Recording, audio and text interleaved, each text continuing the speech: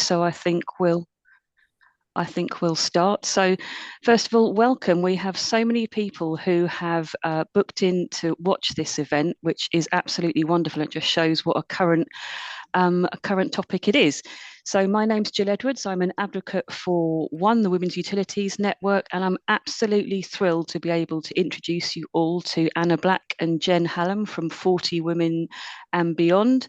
They're with us today to talk about health in your 40s. And as I am a woman in my 40s, this is especially relevant to me. So without further ado, I would like to just draw your eyes to the little disclaimer that's on the screen in front of you. Anna and Jen can't be held responsible for any injury or harm caused as a result of participation in this session or any ideas that you follow as a result of listening to this podcast. You're taking part at your own risk and need to make sensible decisions. So please do check with your GP if you have any concerns, and that's a subject that I'm sure that Anna and Jen will talk about. If something feels wrong, your GP is your first point of call. So if we can go on to the next slide, I think. Yep, so that is me. I am an advocate for WUN. I have been for a few years now. It's an amazing network of women and it's an absolute joy to be part of it. We do have lots of events, so you'll see a little box in the bottom left-hand corner. Please do, if you're not a member already, join in. We have events running online. We have events in person. We have podcasts, newsletters, all sorts of things. There's infinite amount of information to be found on our website. So I'll move forward again, I think, or Helen.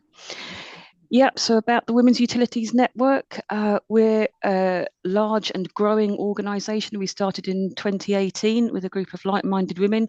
We're basically an organisation that wants to be a place where women can get together, network, support each other at events, support each other through events like this, and grow and learn in the utility sector. So that's across water, gas, electric, nuclear, all of that. We have 80 partners who make events like this possible. So we're incredibly grateful for them. But please do look on our website and they'll be able to give you more information about all our events and how to join our mentoring network. I think we can skip on, please, Helen, past that.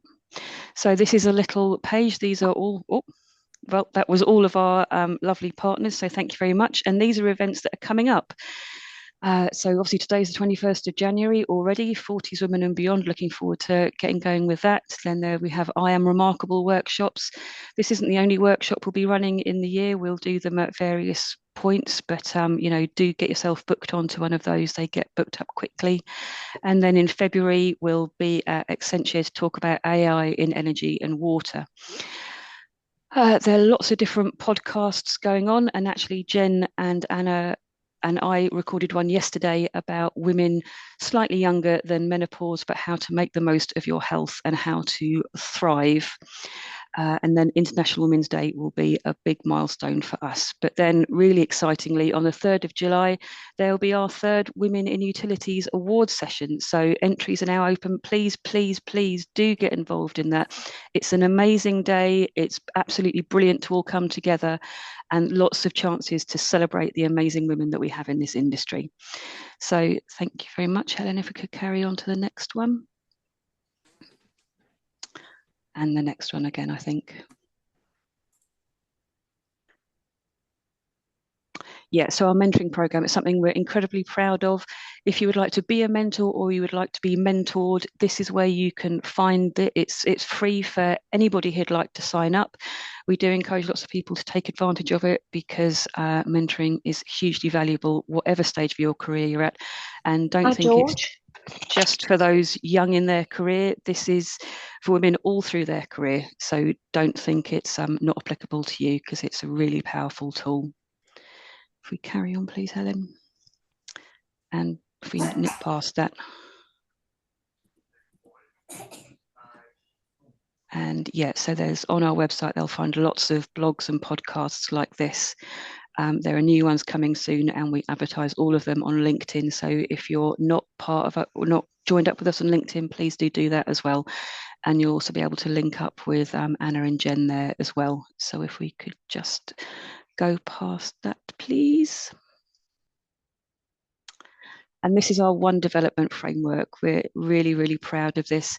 These are training sessions. We have 4 different ones: Strive, Thrive, Drive, and Arrive. You can see the theme going on there. This is to support women at all different points in their careers. So developed by us from our own unique experiences within the utility sector. So if this is something that is of interest to you, please do have a look on the website or get in touch with one of us for some further information. Thank you, Helen. And yes, the 2025 report, The Power of Culture, Creating Change in the Utilities Workplace. Have a read of this. It's incredibly interesting reading. We do a report every year about our individual experiences in the utilities sector. There's some fascinating stats in there. It shows that we are, or the sector as a whole is getting better, but there's obviously always going to be work to do. So, yep, if we could nip on past that. I'm so sorry to everyone listening in. I'm rushing you through this because I know that Anna and Jen have a huge amount to tell us and I would love to get to them. So yeah, visit our website, join up with us on LinkedIn, get in touch with us, come to our events. Please do. There's so much information we have and we'd love to welcome you to all of it. If we could go on to the next one, please.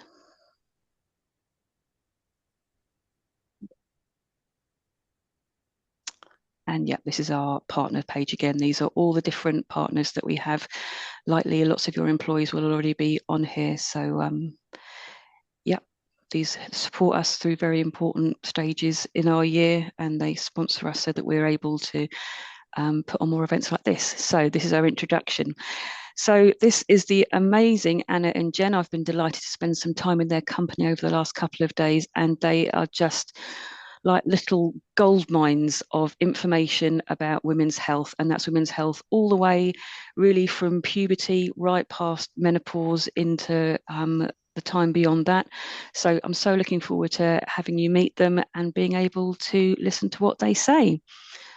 So if we go on to the next one, please, Helen. Oh, and if I can introduce you. So Anna, are you taking the lead? Yes. I am. Can everyone... Oh, we have now lost the slides. We can't see the slides. Oh, sorry, I thought you were going to share them. That's okay. I can carry on sharing. That's no problem. Oh, can we take it? Yeah, okay. If we go on, back on. Do you think we share? Oh, no. I think you'll need to share. Yeah. If that's all right, Karen. Sorry, everyone. Yeah. I'll just introduce myself while we're doing this. So I'm Anna. I am a personal trainer. I started work life as working in travel as a contractor for hotels, and then I retrained as a personal trainer because I had children and I needed something flexible to work around that. So I started training women, mainly women. And then in 2019, when I was in my sort of early to mid 40s, I started noticing that the way my body was working and the way the bodies of my clients were working were not actually reacting in the same way as they previously had. So I decided to study all the things to do with changing hormones and perimenopause, and in 2019 set up 40s Women and Beyond. And then Genevieve came on board with me. And Genevieve, you're going to introduce yourself? Yeah, I'm Gen Hallam. Hello, I'm a nutrition coach. I had a previous life working in engineering consultancy, actually, and then decided a few years ago that I wanted to retrain. I've always been really interested in nutrition and in food and the power of food to make changes to how we're feeling. And like Anna, I have a real interest in working with women in their 40s and beyond, and the impact that nutrition can have on how you're feeling at that stage of life. Yeah. So now we come into companies, we talk about what's going on, but most importantly, what people can do to really support their bodies and to really thrive. So thank you so much for having us along today. We're very pleased that our colours completely match the Women Utilities Network, completely by coincidence. In fact, we should be wearing our green. We are going to be going through some of the key things, and then at the end there will be time for questions. So if you've got questions, just put them in the chat and we can go through them at the end. So next slide, please.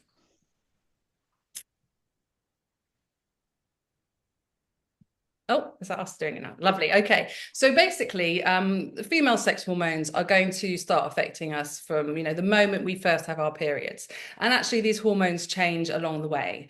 But ultimately, when we get into midlife, that's when changes can really start to happen. And I love this quote from Brené Brown, where she says, midlife is when the universe gently places her hands upon your shoulders, pulls you close, and whispers in your ear, I'm not screwing around. All of this pretending and performing, these coping mechanisms that you've developed to protect yourself from feeling inadequate and getting hurt has to go. And really what it is what worked before is not really going to work now. And that is not your fault. That is literally science. So we need to think, how can we work with our bodies?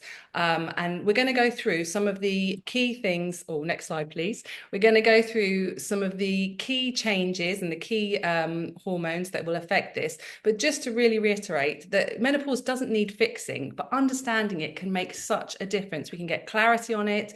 We can take back control and really work out what works for us. And we can remember that, it's a really valuable part of our lives. What I do want to say is everyone is going to experience it quite individually. So whilst, there's certain things happening, these might show up in really different ways. So just because you don't have a hot flush doesn't mean you might get something else. But also, you're not necessarily going to experience any symptoms. Actually, you might experience a few, but don't be terrified that you're going to be hit with everything, because I think there's so much coverage about perimenopause now that people can start getting quite scared about what's going to actually happen. And just be reassured that there's changes happening, but understanding them can really take away that terror, and know that you're not going to go through absolutely everything. So next slide, please. So we're going to start with looking at what is happening with the hormones and what the hormones are. I'm aware a lot of people listening will probably already be aware of what these hormones actually are, but just to make sure we're all on the same playing field. So menopause, the middle line, is on average in the UK happens at 51. And this is a moment in time where a woman or those who menstruate hasn't had a period for a year. Now, obviously, if you don't have periods, it's quite tricky to know this, but just if you do have periods, that is the moment in time. And it really is the years leading up to the menopause where we notice that all the changes are happening, and where we know that, we're going to be experiencing most of the things that are going to come to our attention, because this is when the hormones are changing. And ultimately, post-menopause is the rest of a person's life. So generally, after 5 years, these symptoms will start to really change and will really soften. Your body will get used to the new normal, especially your brain. And when you talk to people that are older, often they will say, it's the best time in their life. They've worked out who they are. They've got rid of things that haven't been helping them and haven't been helping them thrive. So it's a fantastic time. And that is one of the reasons Genevieve and I really set this whole 40s women up, because we want to show the joy of moving through these years. They're not to be feared. Next slide, please.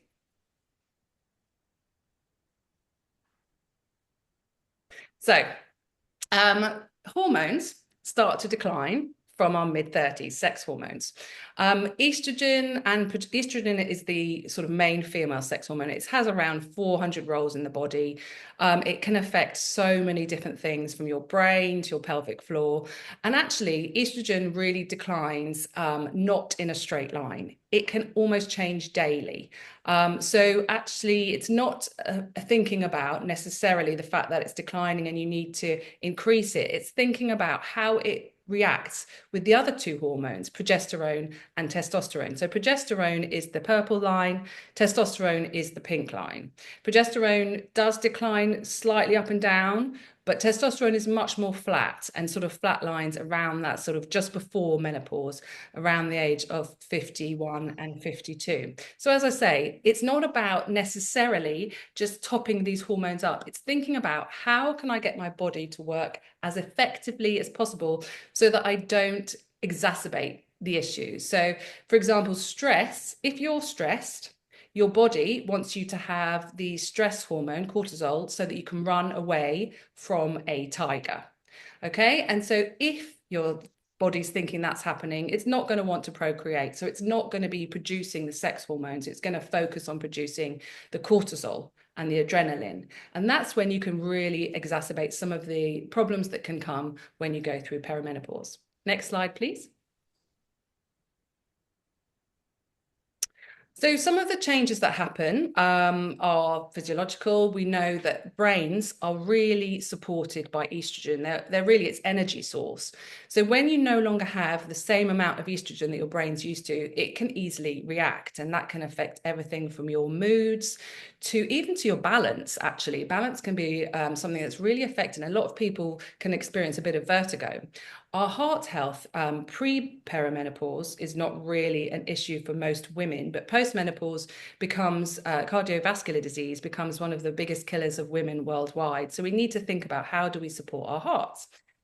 We know our body shape starts to change. And this is often what women do start to really notice, that they start to store more fat around their middle, which we'll go on to a bit more in terms of stress and movement and exercise and nutrition later. Our lean muscle mass starts to decline from our 30s, and as do our bones. But this is if we do absolutely nothing. And that's why we can think about, what can we do now to really support our bodies? Some of the symptoms on the right, these can happen, regardless of how we're living. So itchy, dry skin can be quite surprising for some people. That can be an issue. Hair changes. I really noticed that I've started to lose more hair. Joint ache can be an issue. Muscle and tendon stiffness, brain fog as well. Often, can be quite debilitating if we're at work, for example. So thinking about, these things are happening, what can we do to support our bodies, which is what we're going to come on to. If you could just press next slide. In a recent study, actually, mood changes was the most experienced symptom, not necessarily hot flushes. So people will often say to us, how do we know for sure? And if you are worried about anything, as Jill was saying before, we really want you to go and talk to your GP about it, okay? There's quite a lot of self-diagnosis happening where everything is associated with perimenopause, and perimenopause definitely can be responsible for many things, but it's not always the case. You can still have things such as low iron or low vitamin D, especially at this time of year, and they can have some symptoms which are not dissimilar from perimenopausal symptoms, such as lack of energy.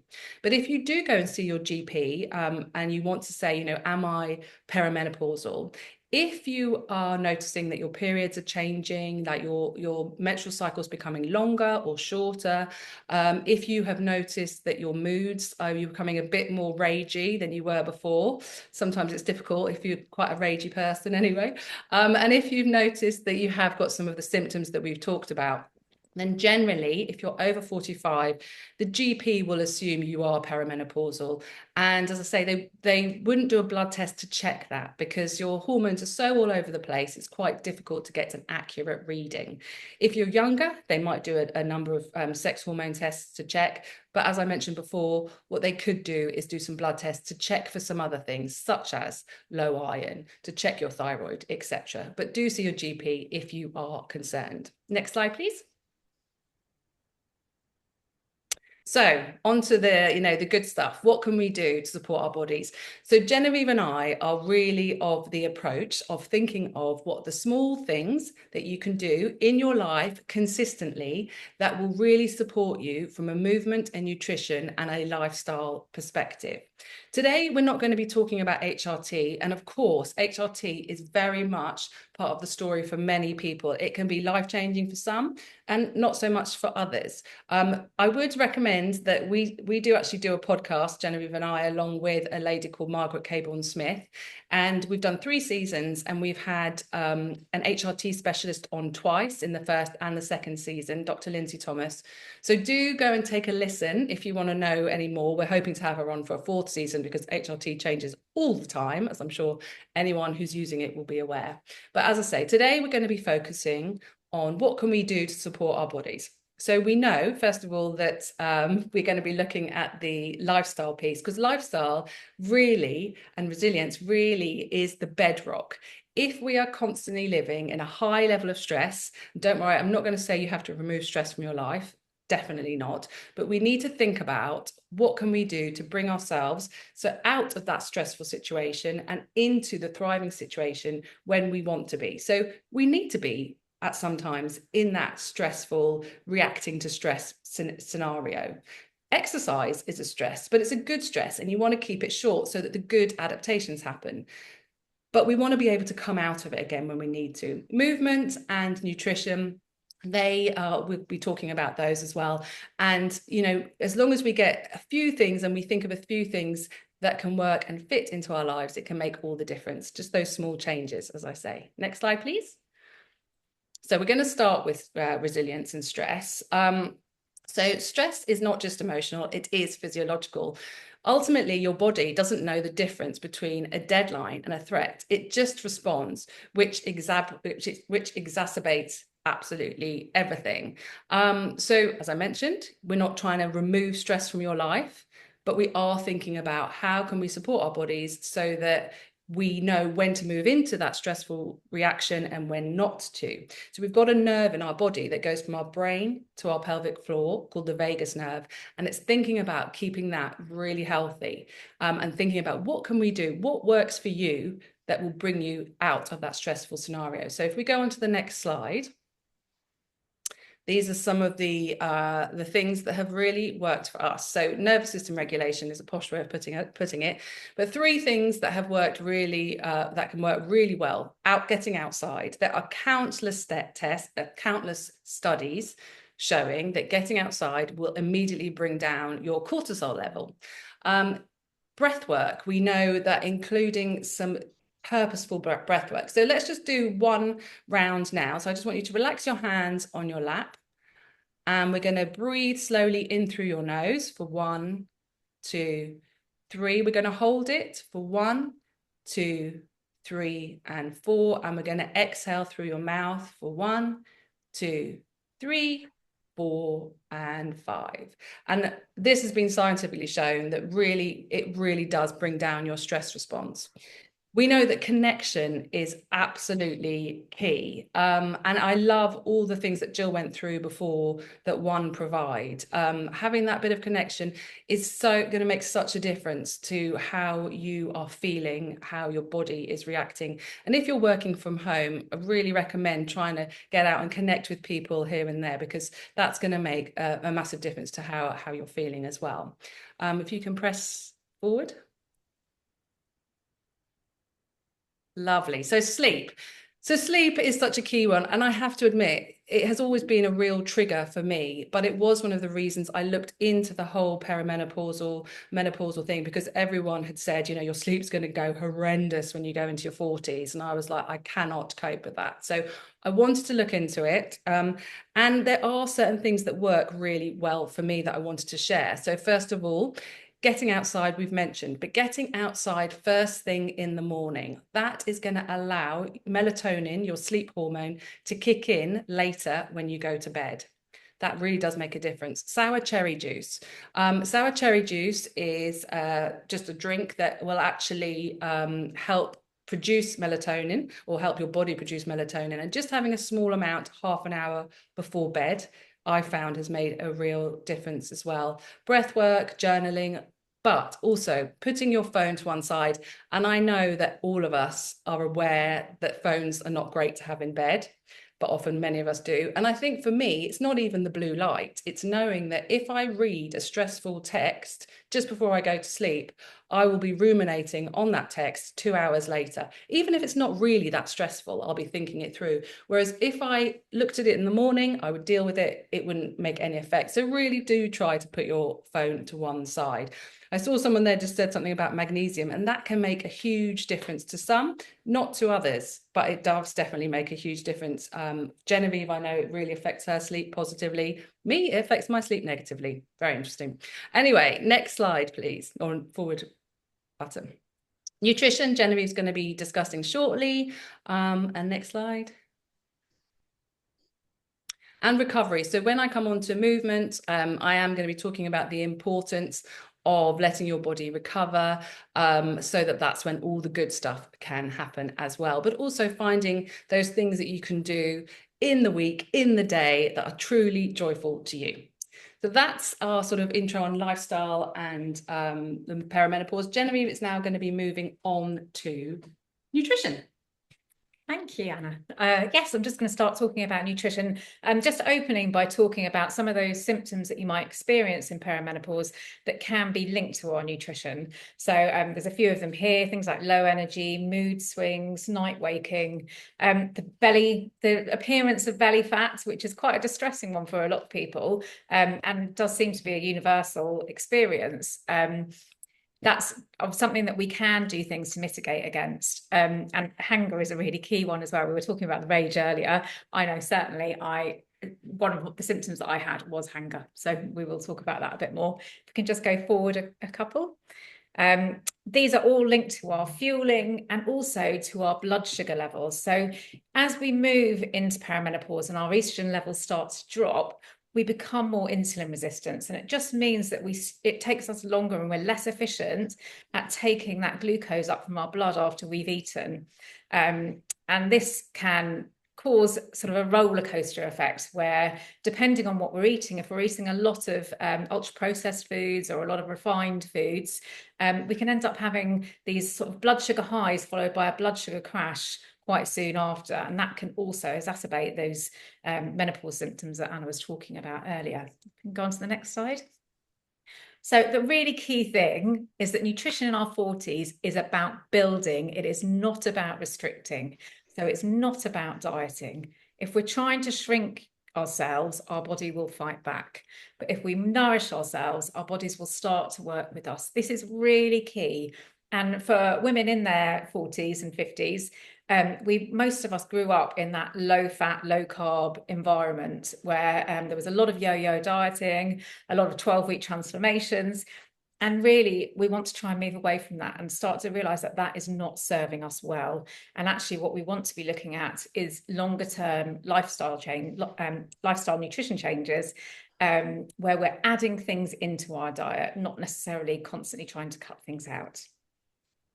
So the first thing I want to say to you is this is a great time to think about updating your plate and about what is on your plate.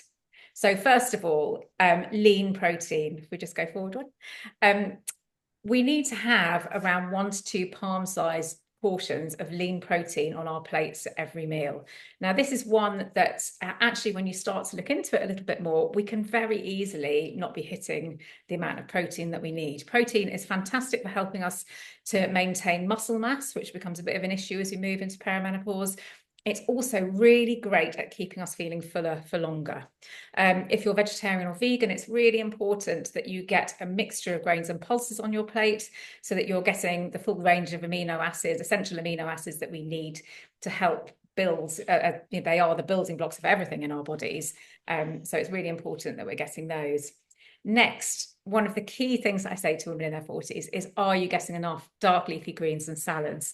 Now, these are absolutely fantastic at any stage in life, but they are particularly good during perimenopause because they can really help reduce the symptoms that might occur. So the physical symptoms like hot flushes that might occur in perimenopause. Cruciferous vegetables in particular, so that's things like broccoli, kale, anything that where the leaves grow in the shape of a cross, have been shown to be particularly good at reducing symptoms. They are also really good at detoxifying the body of excess estrogen that's circulating.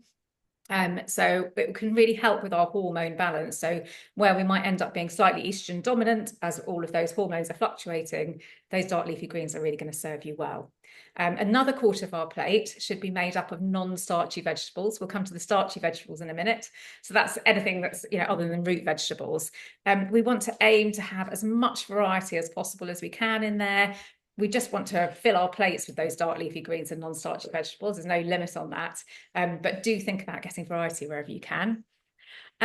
Next, minimally processed carbohydrates. I know we hear a lot about no carb and low carb diets, but actually it's really important for us as women to have that energy source. But what we do want to do is we want to focus on those minimally processed carbohydrates. So that's, the ones like the whole grain, the whole food varieties, the whole wheat varieties, and try and move away where you can from just that kind of white bread, white pasta reliance, and see where else you can get your carbohydrate fueling from. And finally, we've got healthy fats.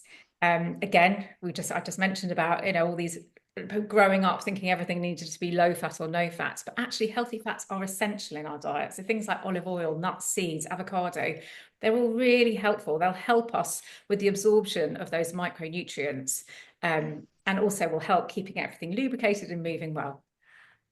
And also great for our brain health. Go on to the next slide.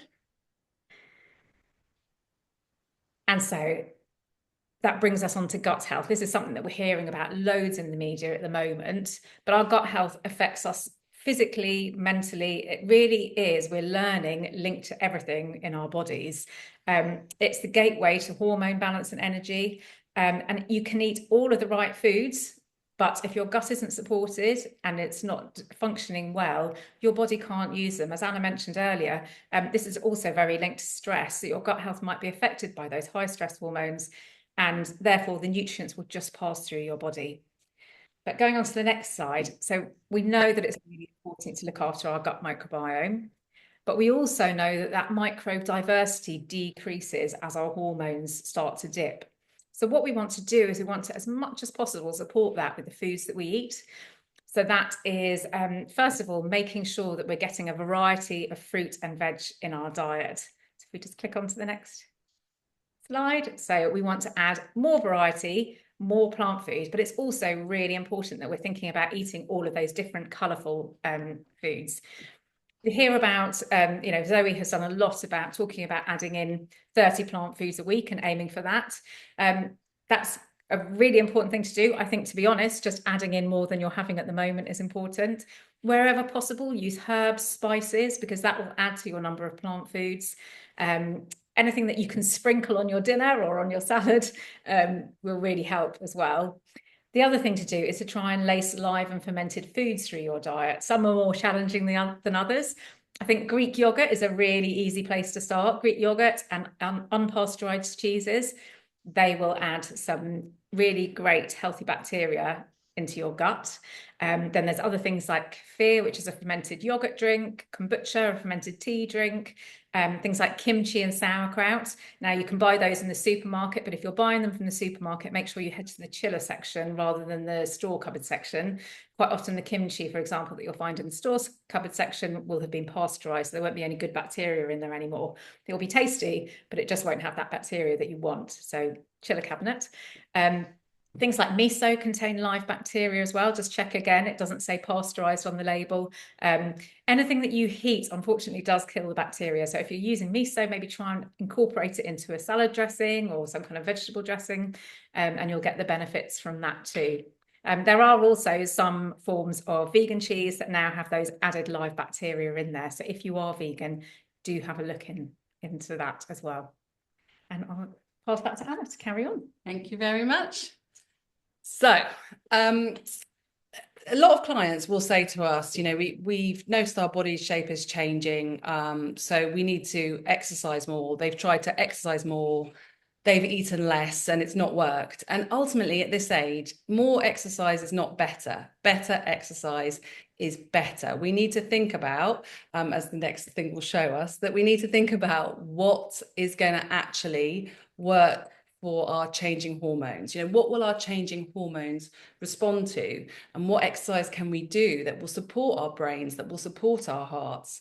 It's not about at all just trying to run off the calories anymore. It's thinking about how we can support those different changing parts of our body. So if we come on to the next slide, or the next bit. So we need to think about, first of all, including some mobility, because actually, as we get older, our connective tissue can start to dehydrate, and that can really cause us problems in our feet. So if anyone has had plantar fasciitis, you know what that, that can be really painful. You can end up with things like frozen shoulder. And that's because we are keeping our bodies just moving in the same direction all the time. So we need to think about moving our bodies in different directions. So let's just, wherever you are now, I just want you to roll your shoulders back, bringing those shoulders back, lovely movement through the shoulders, through the shoulder blades, just getting a little bit of blood flowing to the brain as well. Always good. And thinking about when you can just do this through the day. So if you're sitting at your desk every now and then, a lovely shoulder roll is going to make all the difference to how you're feeling. And it's really interesting. In Australia now, they look at how many hours their guidelines are to not be sedentary throughout 24 hours for more than 8 hours a day. Now, I think a lot of us, if we're sitting at a desk, 8 hours, a few hours can pass and you won't have moved. So you need to think about maybe just getting up every hour and just literally walking around the room, for example. Strength is a real non-negotiable. As we go through this age. To be honest, it's never too early to include strength in your workouts. But when we reach this age, when our muscle mass, our lean muscle mass is going to naturally decline and our bone health can suffer, we need to include strength so that we can really support that muscle. That's going to, in turn, it's going to affect our metabolism, which is, all to do with our body composition as well. It's going to affect our resilience. If you're strong, they found that it can really make your brain so much more resilient at dealing with, stresses and strains. So it's going to make such a difference. It's not about just building up those, arm muscles. It's thinking about what's this going to help me do on a day-to-day basis, and even just allow you to do all the things you love to do on a day-to-day basis. Next slide, please. We need to include some short intervals. So with cardio, as Genevieve said before, we were fed all these stories in our 20s and 30s about how you need to run on the treadmill for hours, you need to do the exercise bike. Actually, we need to think about now including some short, quite intense bits of movement. Now, with all of exercise, with everything that we've talked about today, you start where you are. I'm not suggesting you go off and start doing a HIIT class. What I am suggesting is if you are someone that goes for a walk, that in the middle of that walk, you think about including, 10 seconds of really quick walking where you would find it difficult to have a conversation.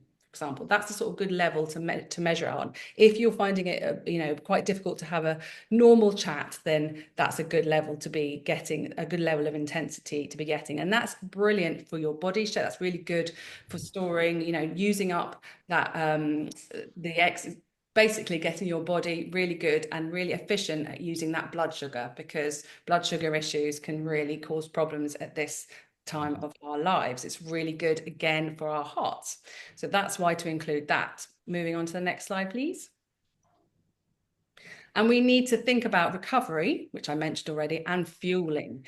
Now, fueling is a really interesting one because I think a lot of us think, right, if we exercise without eating first, we're going to be burning those calories. Unfortunately, what often happens is our body goes into stress and will start breaking down muscle to get the energy, because muscle is really easy for it to break down and use. So thinking about if you do your movement first thing in the morning, for example, you go for a walk first thing in the morning, think about having something small to eat before you go. Just half a banana is going to enable you to actually reach levels and be able to do exercise without your body overstressing, but also thinking about eating after your workout. So within about 45 minutes after your workout, again, it's going to allow your body to think, right, that stress exercise is done, and now I can use this incoming fuel to build my body, rather than thinking, oh my goodness, I'm so stressed, I'm going to break down some muscle to fuel myself. And recovery, we need to make sure we have some time off and just do relax and think about those joyful things that you can do to make yourself feel great. But, you know, we really are, Genevieve and I are really about thinking about those small amounts of exercise that will fit into your life. It's thinking about your day in a 24 hours.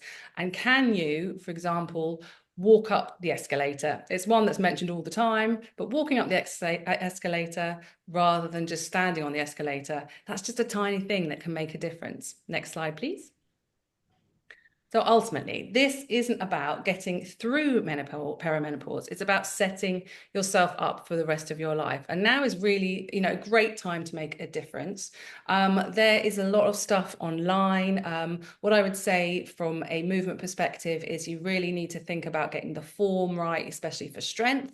So it's, again, you can look online. But Genevieve and I, if we come on to the next slide, have also, as a result of doing, you know, a lot of these workshops, talking with a lot of women, we have now set up a program, which we're excited about, called Revive and Thrive. And it is a 12-week guide. And really it backs up what we talk about. So we're all about consistency. We're all about small changes that fit into your life, not a whole body overhaul, because that's just not, it's not going to be able to be something that you keep going with.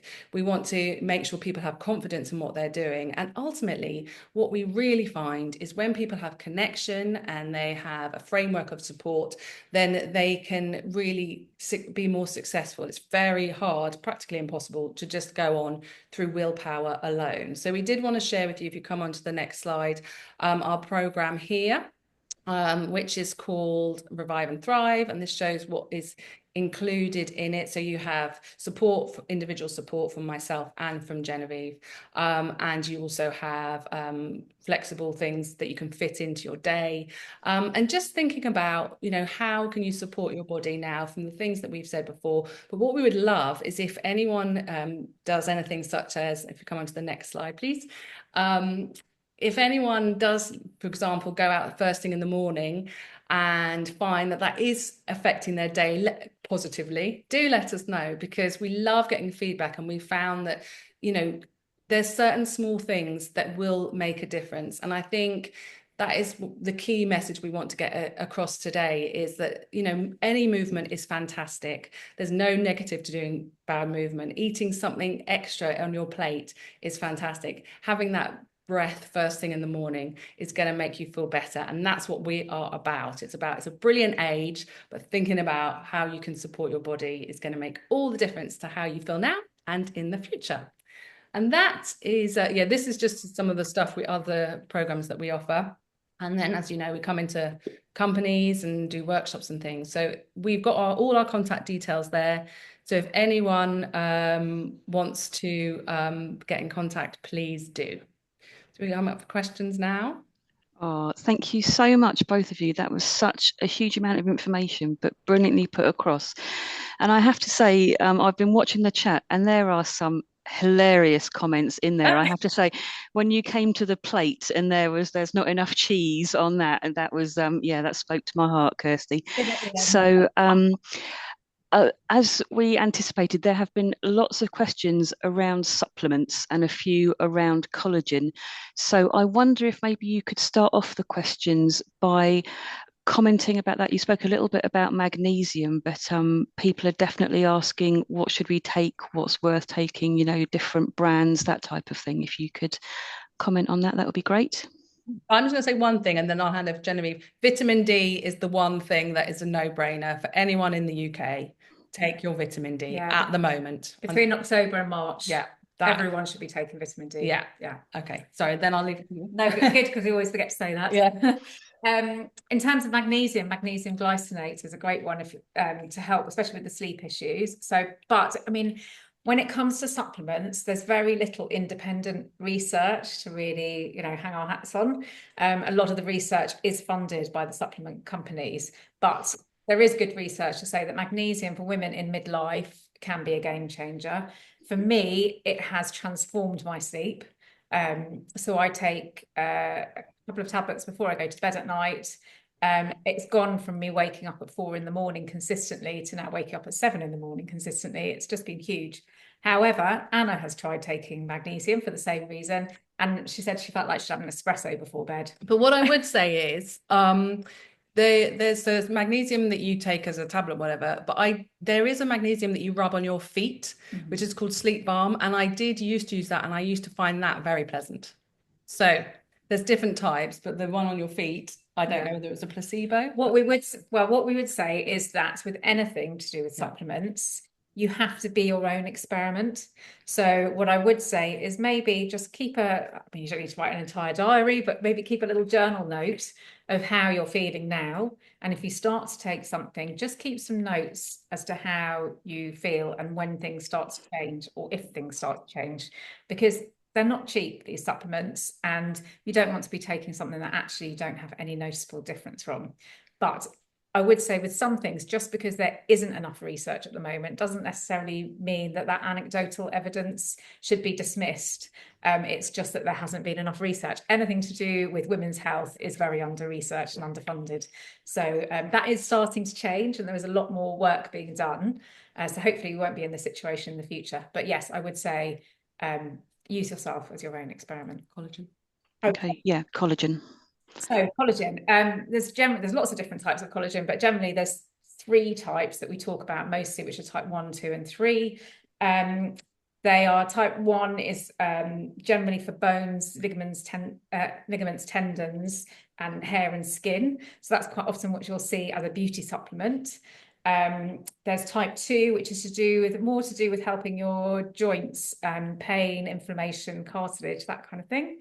And then there's type 3, which is collagen peptides, which type 1 also is. Again, it helps with skin, muscle, blood vessels, and so on. Again, this is an area where there is very little independent research. There is some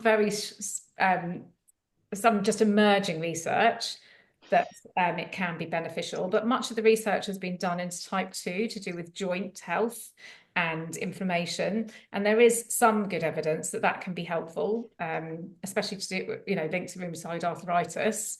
But with the collagen to do with skin and hair, the jury is very much out. But that said, anecdotally, we'll hear women all the time saying it made a huge difference, and then to others, I took type 1 and 3 for a while for skin and hair health, and I didn't notice any difference, so I've stopped taking that. The joint health collagen, I do, when I remember, I do take, because I do feel that does help.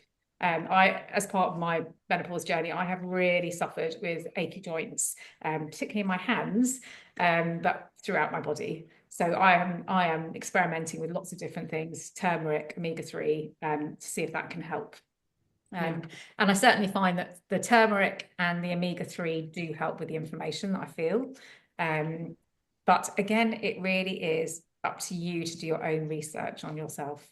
What I would say as well is, from a skin perspective, we had a great lady on our podcast who talks all about collagen. Actually, she's very no nonsense, but she's got some great ideas. So do take a listen. Her name's Pamela Marshall, and she talks all about midlife skin and how to look after your skin.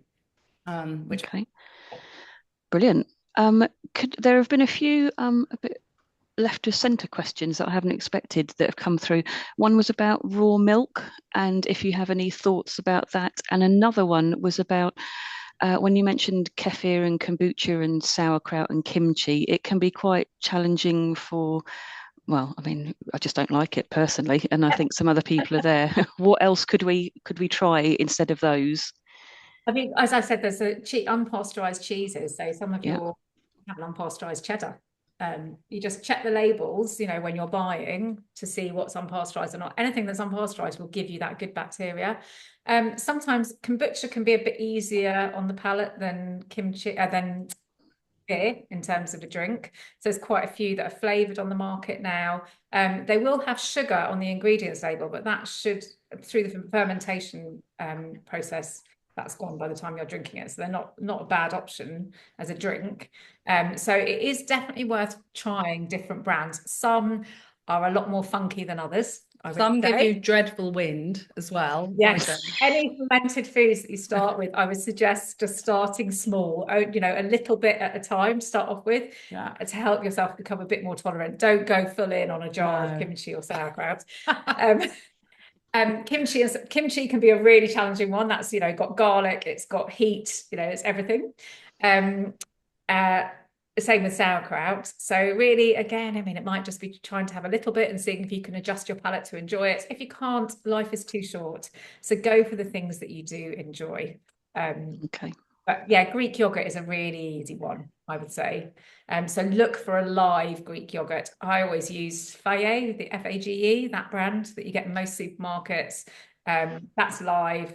It's got loads of, you know, great stuff in there. And it's very palatable. You know, my kids will eat it. So oh, that's good stuff. Another topic that's been explored quite a lot in the comments is around when we go to the doctors, and especially if we're maybe in our early 40s and you get dismissed and like, you're too young, no, that's not you, go away, it's something else. Have you got some tips for dealing with that, really? And I know, you know, anything helpful to comment on that? First of all, we have got a really good chart called a green climacteric scale, called green after the person that wrote it. And we can share that with you. You can put that on the notes. And it's basically a really useful way of starting to track. It's got all the symptoms that you can experience in perimenopause. And it's just a way of tracking the symptoms. If you do it we sort of recommend doing it over a 3-month period. And then when you go in, you can literally say, you know, these are the symptoms I'm experiencing. And these, you know, can feed definitely into perimenopause. And also all surgeries are now supposed to have a perimenopause expert, be that a nurse or that's it. Someone's just shared it. And they're all supposed to have a perimenopause expert. So I would, you know, ask at your surgery, who is that person that you can speak to, because it's literally depending on who you speak to, how, you know, understanding they might be. It is good. They are getting more, you know, they used to not get any experience at all or any training, the GPs, but now there is more. But I think you have to have your symptoms and your experiences written down so that when you go in, you know, it doesn't, because it's so hard to remember, isn't it, when you're in the moment. So I would recommend filling that form in consistently for a certain amount of time and taking that in and asking to see who is the specialist within your surgery. And if you are fobbed off with one doctor, make an appointment to see someone else. Yeah. Do not take no for an answer if you think that is, unless they're offering you an alternative route to check your health because they think it might be something else. Yeah. Do not be fobbed off. I mean, we know women who've been through menopause in their mid to late 30s. So, you know, it can happen in quite a wide range of ages. Yeah. So, yeah. Listen to your body and trust yourself. Yeah. Excellent advice. That's really good. One other question I noticed was about yeast and candida. What is the take on yeast, candida, and the like? This was while you were talking about food. I don't know. So quite often, you know, if you, as Anna said, those hormones fluctuate, and you end up being quite estrogen dominant at certain times, and quite often that can be a symptom that women notice in early perimenopause. That actually they end up with a lot more yeast infections, so they might end up with like persistent thrush, being you know, one of those symptoms that they notice. I mean, certainly trying to help your blood sugar balance can really help, so that we've not got all that circulating glucose for a long time. You know, moving away from processed foods towards more a whole food diet can help as well. But you don't just live with the misery of that, and it can be really miserable. Again, speak to your GP, look at your diet, like what you can do to try and move to the key thing, really, what I should have said with food is that you really just want to look at those, concentrate on those big rocks first of all. So just making sure that you're trying to eat as much whole food as possible to crowd out those ultra processed foods. So an ultra processed food you can identify by just you know, looking at the labels of what you're buying, and really you should be able to recognize the ingredients that are in a food product. Starts to get on 10-15 ingredients, it's you can pretty much bet that it's going to be Okay. The lady who actually asked the question about yeast has come on the chat to say it was more about eating yeast and like nutritional yeast, that type of thing. Is that? Oh, so sorry. Yes, I know that was my fault. Don't worry. Eating nutritional yeast, great, especially if you are vegan or vegetarian. It's a great source of vitamin B12. So yes, yeah, including that in your diet. It's brilliant. It also gives a nice umami flavour to whatever you're eating. So okay, lovely stuff. I have to say that one thing that helped me, all these ladies having difficulty with the doctor, is taking somebody with you, a friend or a sister, and someone almost to act as an advocate for you while you're in the doctor and trying to get all your points across while, you know, being concerned about your own health or your husband even. So, you know, don't feel that you have to go in there alone. You can take somebody with you. That's good. I really think when you reach the stage, you suddenly realize how much, because I think when you're younger, I know that I used to just accept whatever the GP said to me, but actually sometimes now you do have to think, right, I know myself. I know that something's not right here. And it is a case of being, you know, your own advocate to a degree, but taking in that information so that you've got that information written down in front of you. the good thing is quite often as our estrogen reduces, we do become a bit more feisty Yeah. and a bit more, we do push things more Yeah. than we did, and we don't put up with a no. Yeah. That's it. Make sure you're taking your ragey self to the doctor with you because, yes, obviously not advocating being horrible to doctors because they have a dreadful job too. So, yes. Okay, so we're coming to the end of the session. I just want to say thank you so much, Anna and Jen, and also thank you so much to all the ladies in the comments. This is something that I love so much about One, is that it's a group of women coming together, sharing experiences, sharing what's worked for them and what hasn't. And, you know, knowledge is power, isn't it? So if we can come together and share things like that, that is absolutely what we want.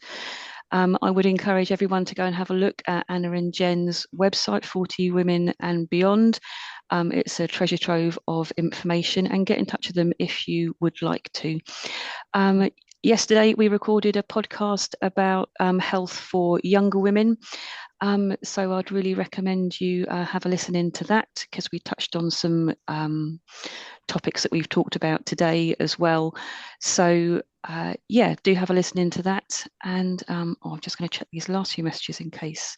Yeah, there's so many people saying really helpful. Thank you so much. So, you know, you're definitely part of our little One network now. So if something new comes along, we'll have you back to talk to us. But thank you ever so much. And thank you to everybody in the chat. Have a look on our website. The recording will be up there shortly. And I know that Helen and Karen have been beavering away in the background to add on some of